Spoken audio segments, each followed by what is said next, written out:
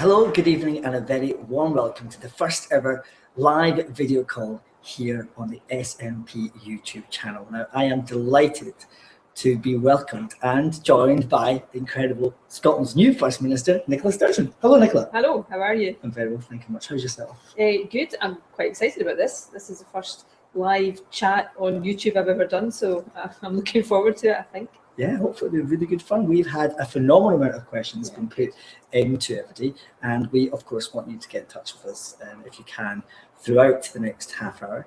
But the last time that I met you, Nicola, was at the Hydro in front of an audience of 12,000 people. What was that like, addressing an audience like that? It was a wee bit scary. You know, when I walked out to speak to 12,000 people, all I could see were faces and just feel this wall of noise. So it was a little bit intimidating, but I really enjoyed it. The atmosphere was incredible. It was really exciting and just a wonderful event. It was. It's an incredible experience, and if you weren't part of it on that day, you can certainly watch it on the SNP YouTube channel here. What, after the show, perhaps? Why not? Now, thousands of you have been getting in touch with us, and we have a lot of questions to get through here tonight. But we also want you to get in touch with us via the Twitter account, that's at the SNP, and use the hashtag SNP2. So, you ready for this?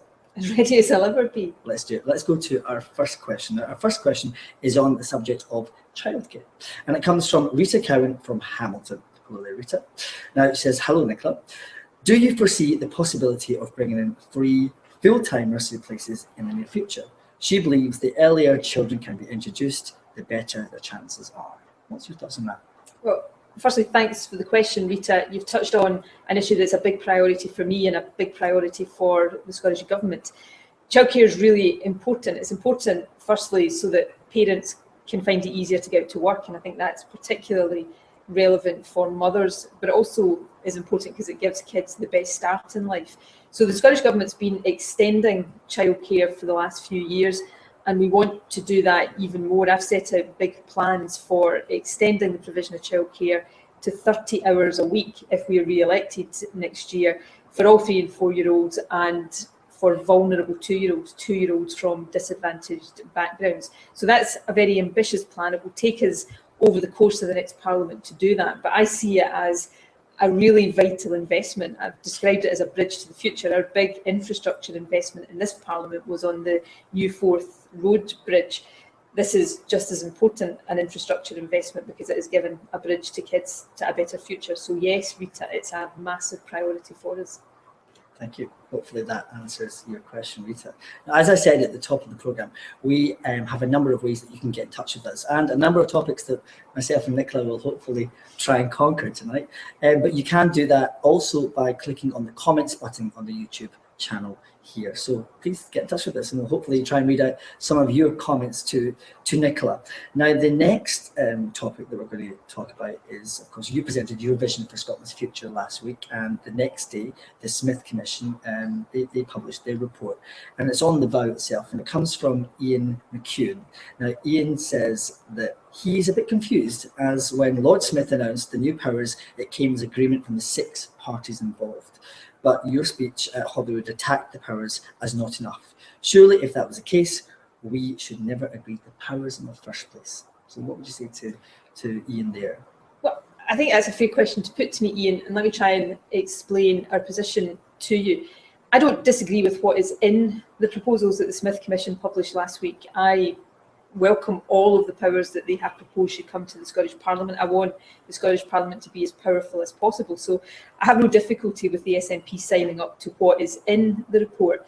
Where I take issue is with what's not in the report. I want it to go further. Now, I should say at the outset, I've always accepted that the Smith process isn't going to deliver what I think is best for Scotland, which is independence. And I also accepted it was probably not going to recommend everything that I thought was important short of independence. But I do think it should go further. You know, if you look at taxation, something like 70% of all taxes set in Scotland would continue to be set by Westminster under these proposals, and 85% of all of our welfare spending would continue to be controlled by Westminster. And there's some big powers in there: power over the minimum wage, full powers over welfare, powers to create more jobs. These are all things that I think would be really important for the Scottish Parliament to have its hands on. So we've backed it as far as it goes, and I think in the interest of trying to make progress and find consensus, that was the right thing to do. But I reserve the right to continue to argue for greater power so that we can better serve the people of Scotland. And I think on the kind of things we're calling for, there are vast numbers of people out there who also think the Scottish Parliament should be more powerful in these regards.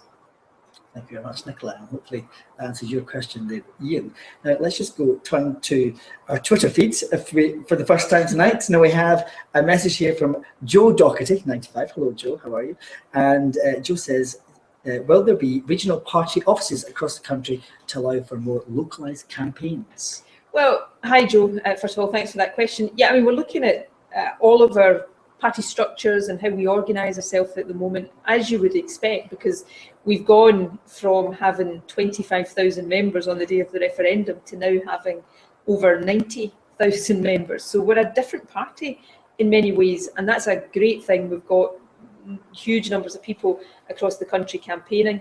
I also think that one of the big successes of the Yes campaign was all these shops and hubs and local offices that sprung up across the country. They provided a real focal point for the way in which the campaign operated. So yes, we want to look at how we improve our campaigning ability as a party, and having bases in different parts of the country, it will be one part of that. I can't sit here tonight and make promises for offices in that part of the country or this part of the country, but all of these things are up for discussion as we make sure that we go from being a really good campaigning organisation to being an even better campaigning organisation.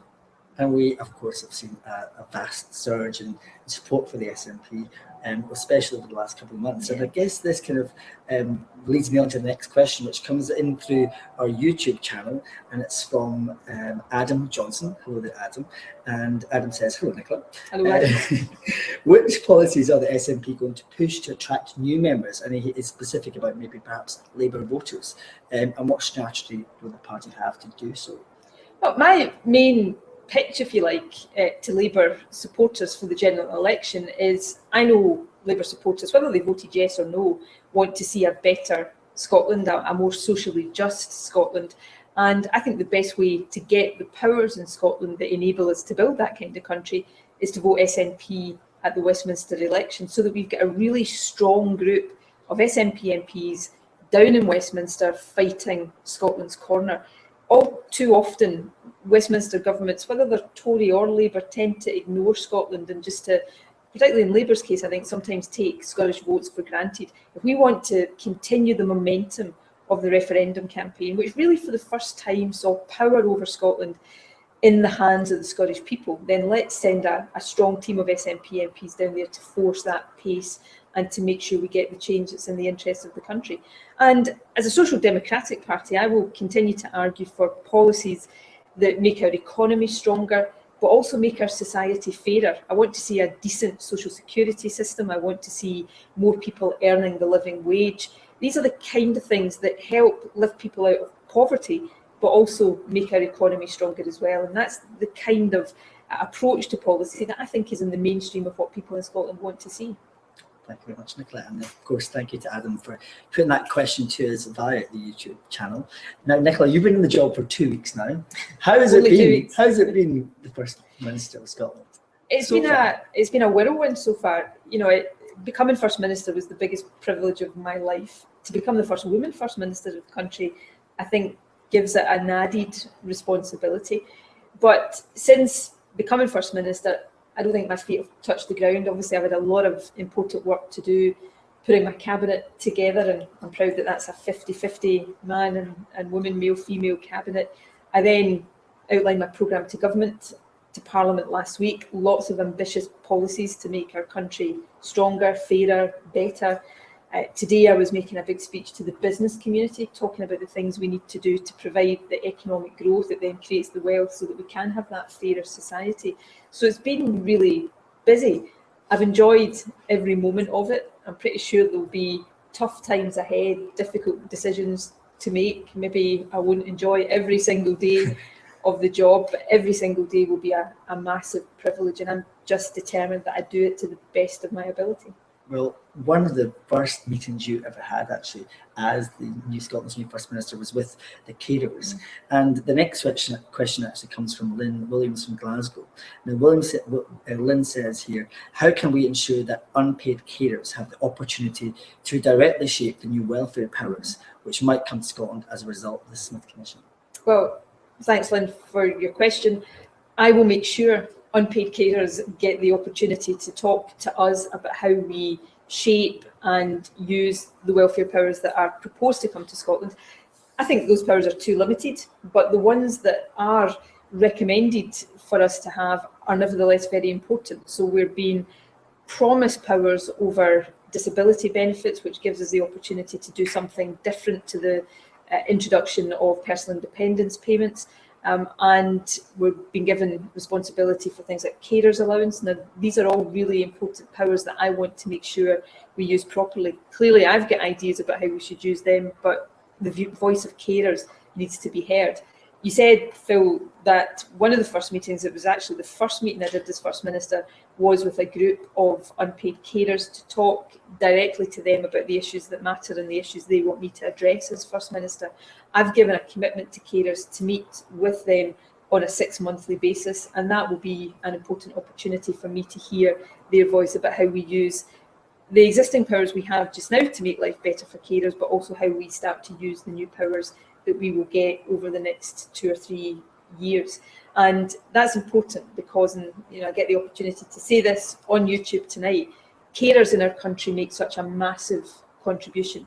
It's estimated that carers save our health service, our local government services, something like £10 billion a year. These services couldn't cope without the contribution that carers make. But it's more than financial. Carers, give a lot of love and support to people that are part of their family or their friends or people they know. So from the bottom of my heart, thank you to every single carer in our country for what you do. Yes, indeed. I totally second that with you, Nicola. And we actually have a comment in here from Hamish Walker, who says, Nicola Sturgeon, great to see the first female First Minister being so accessible and bringing a wide change in Scotland. He's a new member. Welcome, Hamish. Welcome to the SNP. I hope you find the SNP a welcoming place to be. I have no doubt you will. And I hope you enjoy campaigning with us. And if there's anybody watching right now who's not yet a member of the SNP, please think about coming and being part of this big, progressive, positive grassroots movement for change. Even if you've never voted SNP before, have a look at us and see if you fancy coming and being part of this, because you'd be very, very welcome. Well, Christmas is coming up, so it could be a great stocking filler. Absolutely. Free memberships. Not free memberships, but gifted memberships. You never know. You never know. Put that on the list, and if you've been a good kid, I think most of my family now are members of the SNP. I need to find some who appreciate that gift for Christmas. That we'll go back and we'll talk. We spoke about the carers and the impact that they've had on you personally, and of course Scotland as a society. And we'll look at welfare now. So if you get any questions, please do get in touch with us. As I said before, comment on the YouTube channel or using the hashtag SNP Tour. This question comes from Ewen Marshall from Armadale. Hello there, Ewan. How are you?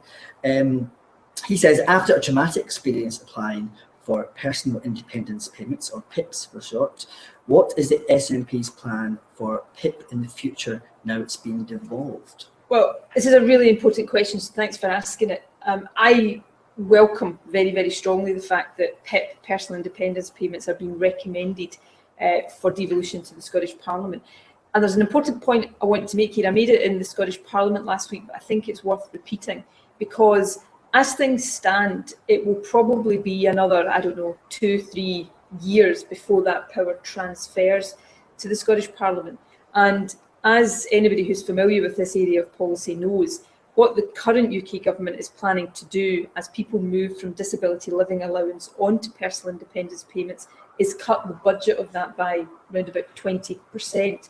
So what I called for in Parliament last week is for the rollout of PIP to be halted, and for that power and the corresponding budget to be passed to the Scottish Parliament before the 20% cut is implemented. Otherwise, we get that responsibility when that 20% has already been taken away. So I think it's important that we get that responsibility with the budget intact so that we've got full flexibility to decide what we want to do with it. I'm not convinced about the change from DLA to personal independence payments. I would like to see that rollout halted. I think it's really important that we take the opportunity to put in place a system that is fair to people with disabilities. We had, before the referendum, an expert group on welfare looking at how, over the longer term, we respond better to people who are unable to work because of disabilities and don't treat them as if they're somehow benefit scroungers. That's one of the things I really detest about the language and the rhetoric of the UK government. There's a couple of other things I would stress as being important in any new system. Firstly, the process of assessment has to be fair and it has to be designed to support people and to support the needs people have, rather than, as the current system is often seen to be, just designed to get people off of benefits. And secondly, those assessments should be done in-house by qualified NHS health workers, not privatised to companies like Atos. So that's my views on how we should change the system. But the sooner we get control of those powers and hopefully get control without a massive cut to the budget, the sooner we can get on with that work. Thank you very much again, Nicola, and thanks again, Ewan. Hopefully that answers your question. Now, you have made your cabinet reshuffle. There's a new team, some new faces there in your cabinet. And one of the questions that I have on YouTube is from Bùrach, and they ask, what are the SNP's next moves to improve the education system? Well, we're implementing a lot of policies to improve the education system and have been over the past few years. So the introduction of curriculum for excellence, major new curriculum, has been one of the flagship policies, and that implementation is now well underway. What I have identified, and I spoke about this last week in the programme for government, as a priority is to increase attainment in schools, particularly amongst pupils from more disadvantaged backgrounds, because we still have a gap in attainment there that we need to close if everybody's going to get the best chance in life. I also want to see over time more people from the kind of background I came from able to go to university. We are very proud of the fact that we have protected free university education, and believe me, we will continue to do that. I got the benefit of a free education. I've got no right to take that away from other people. But having free education, although it's important, it's not enough in itself. We need to look at other ways in which we encourage people, particularly from disadvantaged backgrounds or less advantaged backgrounds, getting into university so that they can use education as a route to a better future. So we're really ambitious about using education as a long-term intergenerational route out of poverty for young people, and I'm passionate about it. I wouldn't be in the position I'm in just now if I hadn't had the access that I got to good quality, state-provided, free education, and I am passionate about making sure we provide that for everybody else as well. Thank you. Well, hopefully that answers your question there, Bùrach. Now, last week there was you introduced a radical, well, you could call it a radical transformation of the land reform, and that's where we're going to next. This question comes from DJ Johnson Smith in East Lothian. Good evening to you. Hopefully you're watching us live here on YouTube. Now, DJ says, how will the proposals prevent big landowners owning so much land in the community that it stops development? And will action be taken on the issue of landowners that neglect their land? Well, this is a really important issue for us. Land reform is, in my view, unfinished business. One of the first acts of the Scottish Parliament when it was first re-established was around land reform, and that went some way to dealing with the issues that we faced over generations in Scotland about land ownership and use, but there's still work to be done. If I give you a statistic, then this will illustrate why there's still work to be done. Something like half of all privately owned land in Scotland is owned by just over 400 individuals and organisations. So we set a target as government of getting 1 million acres of land into community ownership by 2020. And we have a land fund that is designed to support that. I want us to increase the amount of money that's in that fund over the next few years, which is why we have said that we want to remove the business rates exemption from shooting and deer stalking estates. And we've also said we'll consult on ministers having a power, which is a power I think we would use very sparingly, but nevertheless a power to intervene where big concentrations of land ownership are getting in the way of sustainable development of a community, or where a landowner is behaving irresponsibly. Now, we've got some careful consultation to do around the detail of that, but I think the principle of it is important. I think the last thing I would say on land reform, though, is this. Responsible landowners who behave well make a big contribution, and we should value that contribution. But the reforms that I want to see us take forward are about making sure that our land, which is one of our biggest assets as a country, we're blessed in the land that we have as a country, it's got to be an asset that's enjoyed by the many, not just the few, and that's what we want to achieve. Thank you very much. Thank you for that one as well, DJ. Now, on that front, we mentioned that Scotland are very proud of their nation, they're very proud of their land and their environment as well. We've had a couple of questions come in to us tonight about fracking, and this one in particular comes from Terry Lavelle. Hello there, Terry. They say, hi, Nicola. Hello, Terry. What can be done to stop fracking in our country? Does our Parliament have the power to stop this happening? Well, just to be technical, first of all, in my answer, we don't have power over the licensing of companies to frack. That is a power held at Westminster, although it is proposed by the Smith Commission to come to Scotland. What we do have power over is planning, permission and the planning system.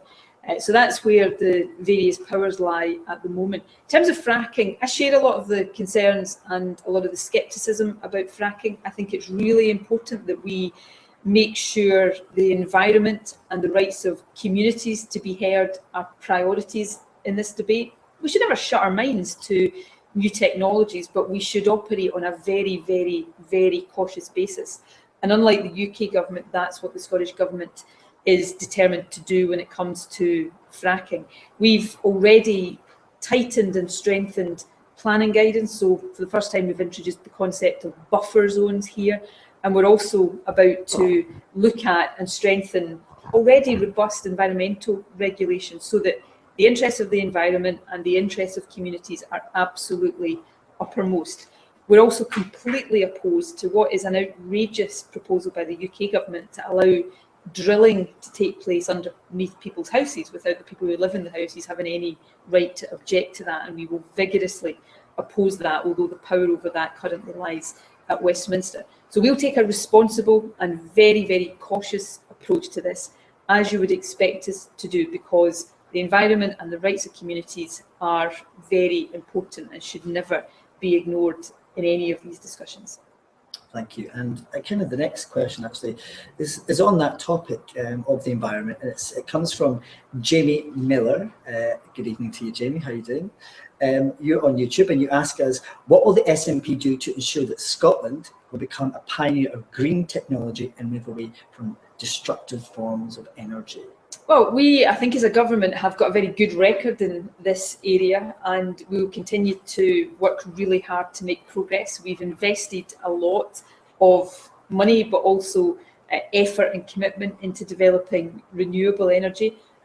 It makes sense for us to do so economically because Scotland has got an abundance of renewable energy, but also it's good for the environment. So we'll continue to prioritise that. We've also set world-leading climate change targets that are challenging to meet, as they should be, and require concerted action across housing, transport, every single sector of society and our economy. So we are absolutely determined that we do what requires to be done to ensure clean, green sources of energy, but also that we take the action that is providing the long-term protection for our environment. I'm sure there's always more we can do in these areas, and one of the things, not just in this topic, but across all areas of government policy that I want to make clear is that I'm open to new ideas, open to new suggestions. I'll always listen to those, even if they come from other political parties. I welcome good ideas from where they come. So anybody listening to this, watching this tonight, if you've got an idea that you think government should pursue, either on this area or any area of policy, please feel free to get in touch and let me know what it is. Well, Nicola, they have me getting in touch. I'm There's sure lots of comments, and you must be doing something right here, because we've got a comment that says, "Thank you for answering my question, Nicola Sturgeon. You answered my question perfectly." Now, if only the opposition parties would say that in Parliament at First Minister's questions, that would be great. So please, if you're watching, opposition leaders, model yourself on that question. Well, we've got some time yet to take a few more questions for Nicola, and we'll move on to the next topic, which is TTIP. And this comes from Alice Still. Now, Alice asks, "I would like clarification on the Scottish Government's position on the TTIP agreement. Does Scotland have a say in whether or not it is implemented?" We don't have a direct say because we're not independent, and this is an agreement that's been negotiated between the European Union and the United States of America. So the UK, as a member state of the European Union, will have a say, but Scotland unfortunately doesn't. I want to, though, address the issue of TTIP because there's a lot of concerns about it, and legitimate concerns about it. People often ask me, do I support or oppose it? And the difficulty in answering that question is we don't yet know what's going to be in it. It's been negotiated under something of a cloak of secrecy just now, which I think is one of the problems. I think there should be more transparency around these negotiations. I don't oppose trade agreements in principle. They can be very good for our economy, but it does come down to the detail of what is going to be in that agreement. And some of what has been speculated about does cause me, and I know it causes a lot of other people, some real concerns. So I would oppose any agreement that opened up our public services, our National Health Service included in that, to privatisation. And we've made absolutely clear that we will not support an agreement that has that effect to open up our health service or any of our other public services to private companies wanting to come in to run them. And the second area of concern is around something that's called investor-state dispute resolution. And that, in summary, is where a big corporation could have the power to sue a government if the government makes a public policy decision that it considers to be contrary to its interests. Now, I believe governments are democratically accountable to the people who elect them and shouldn't be subject to getting sued in courts by companies who disagree with public policy. So these are the two areas of concern that we have written to the UK government and the European Commission about to make our views very clear. And obviously we have to wait and see. I should say the UK government have said that the NHS won't be vulnerable in this way in the agreement, but we have to wait and see to see the actual words and agreements that are reached. And at that point we can take a view on whether we think this agreement is good or bad for Scottish interests. Thank you very much. Hopefully that answers your question there, Alice. Now we have had lots of questions come through on Twitter and on YouTube, and we don't have much time left on the programme tonight, but there's one that's coming around again and again, and we mentioned that the Westminster government, well, the election takes place next year. It's a big year for everyone involved, and lots of people want to know how the people of Scotland can protect their EU membership. Is there any ways that we can get that information out to people on what they can do?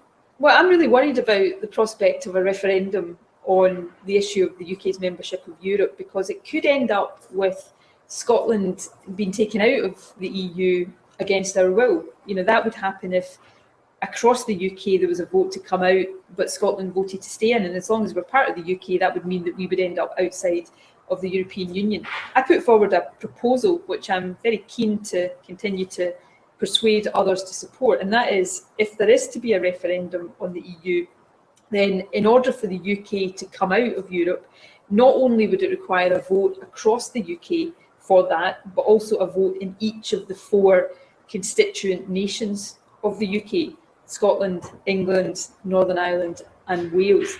And now, why is that reasonable? Because we are a family of nations, so we were told during the referendum, all of us with an equal status and an equal voice. So if we want to protect against any one part of the UK being dragged out of Europe when we don't want to be, then that kind of what's called in some federal states double majority system, I think would make a lot of sense, because it would be disastrous for Scotland to end up outside the EU. Like, it'd be disastrous for the UK as well.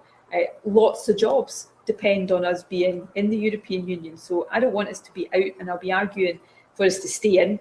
Europe needs a lot of change. It's not perfect, but our interests are better served in it than out of it. Thank you very much. Now, you mentioned the referendum during the content of that that question and answer. Now we've got a question here from 16-year-old Connor Wallace from Force. Hello Connor, how are you doing? Hi Connor.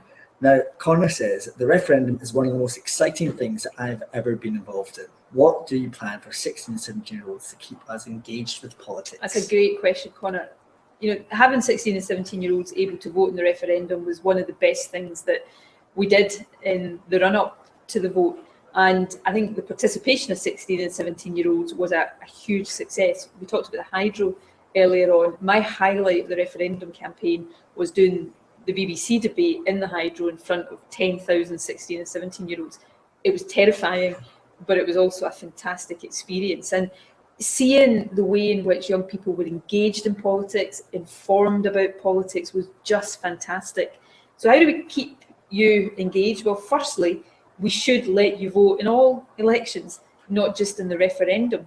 One of the things I hope happens very soon is that the Scottish Parliament gets power to decide who gets to vote in Scottish Parliament in elections. And I've given a commitment, if we get that power transferred from Westminster, then we will legislate to make sure 16 and 17-year-olds get the right to vote in the Scottish Parliament election in 2016.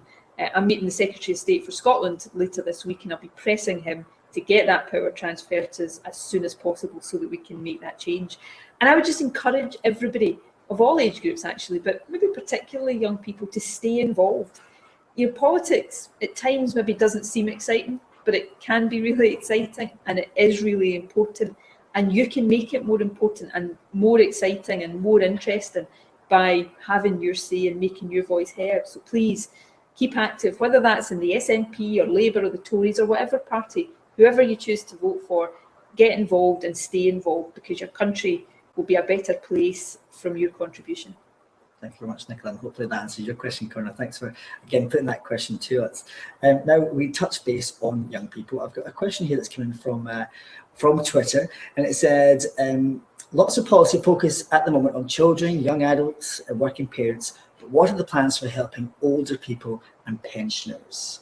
Well, it's a very good question. I am determined that my government, the policies we introduce, will be the right ones for everybody in Scotland. So, you know, I want to make sure we protect the things that I know have made a big difference to older people, free bus passes, for example, making sure that we don't let the council tax go through the roof again, which for a lot of pensioners on fixed incomes was really important. The council tax freeze will continue for the duration of this Parliament, just as we promised that it would, making sure that there is a health service that is providing good quality care for older people who need it, integrating health services and social care services, which is important for all age groups, but particularly for our older age group. So across a whole range of things, I want to make sure that Scotland is not just the best place to grow up in, but it's also the best place in the world to grow old in as well.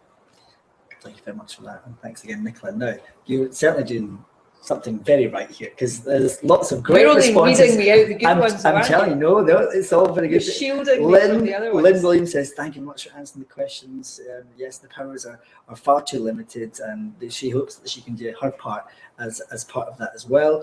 A question in here from Bruce Robertson. He says, hello there, Nicola. Hi, Bruce. Congratulations on first female First Minister for Scotland. Not a political question per se, but I do know you loved Borgen. Ah, yeah. Have you managed to watch House of Cards with Kevin Spacey yet? I haven't yet, and everybody keeps telling me I should watch it. So maybe over Christmas, if I get any time off, I'll get the box set and close myself in somewhere and watch it. But I've heard lots of good reviews. But it will have to be going some to beat Borgen. I'm a massive Borgen fan. Don't get me started on it, and I'll talk on it. With Borgen, though, did you not interview? I did. I got to meet the actress who played Birgitta, and she was lovely. And I got to interview her for STV, and it was very, very exciting. But I had to keep reminding myself she wasn't actually the Prime Minister of Denmark. A little bit. When if you've already met the Prince of Denmark? I haven't yet, but it's really funny because Borgen, you know, our life imitated art there, because after it started to air in Denmark, and for those who haven't watched Borgen, watch it, but it is a programme about the first female Prime Minister of Denmark, and just after the programme started to air in Denmark, the first female Prime Minister was actually elected. So there was a little bit of levity in that. So that'll be on the Christmas list for you then. House of Cards. House of Cards. I will give it a go. Give it a go. I watched the original many years ago. But not the Kevin Spacey. But not the Kevin Spacey. You get watching the Kevin Spacey one on Christmas New Year, hopefully, if you get it, that is. Now, we have a Facebook message here from Tracy Bell that says, Nicola is doing fantastic. I love this new open to the public approach. It's refreshing. I guess it's something that you want to be doing a lot more of in the future as well. I really do want to do a lot more of this. I did a Facebook question and answer session last week. This is my first YouTube session. You know, social media is such an important part of people's lives now, but it is also a way in which the gap between politicians and the public can be closed, and politicians can become much more accessible. And I want to be very, very accessible. I'm sure at times that would be entirely comfortable. I'm sure I'll get put on the spot a lot. I'll get lots of difficult questions, just like tonight. But I think it's really important. You know, I'm here to serve the Scottish people, and the Scottish people should have the chance to put me on the spot, to tell me what they don't like about how I'm doing my job, as well as hopefully sometimes to tell me a bit about what they do like. And I've got to listen, and I've got to make sure that I respond to that. So I'm starting the way I mean to go on. And, you know, we live in a different age, and it's fantastic for democracy. Social media, access to politicians in a way that when I was much younger you would never have dreamt of, is wonderful for our democracy. And in post-referendum Scotland, I think the time is right to really embrace that as well. Well, we've been overwhelmed by the amount of people that have contacted us to ask questions to you tonight. So thank you all very much for getting in touch. It is, of course, Christmas around the corner. Yes. Have you thought about what you're going to do for Christmas this year? I haven't really had. Are you buying the turkey? Time. Is the husband? Well, my husband usually does the cooking, pretty much because I can't cook.